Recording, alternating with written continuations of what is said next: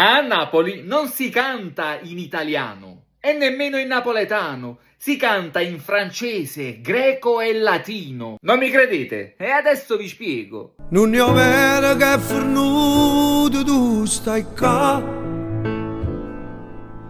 d'indarraggia chi non sa più a Luca. Che in italiano sarebbe rabbia, ma a raggia deriverebbe dal francese rage, cioè rabbia, smania.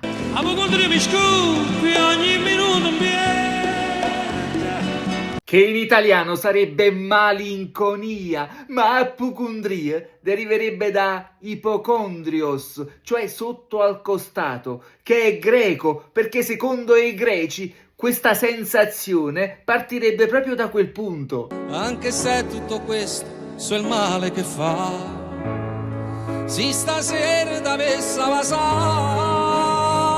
Che in italiano sarebbe baciare, il più intimo gesto d'amore, ma vasà deriverebbe da basiare, che è latino. Ma quante sono belle le canzoni napolitane! Ecco di caffè!